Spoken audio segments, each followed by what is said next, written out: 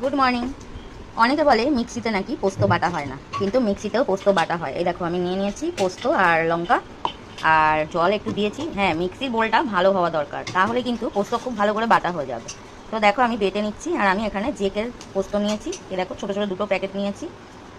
তো এই দেখো পোস্ত একদম বাটা হয়ে গেছে, দেখতে পাচ্ছ?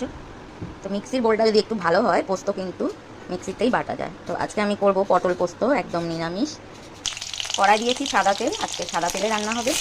তো দেখো পটলগুলো ভেজে নিচ্ছি। নিরামিষ পটল পোস্ত ভালোই লাগে। অল্প আলু দিয়েছি, আর এই দেখো নুন দিয়ে দিলাম, আর অল্প হলুদ দেবো। আলু পটলটা একটু ভালো করে ভেজে নিতে হবে, আর আমি ভালো করে ভেজে নিয়েছি। দেখো এবার দিয়ে দেবো এই পোস্ত আর লঙ্কা বাটাটা। আর এই পোস্ত একটু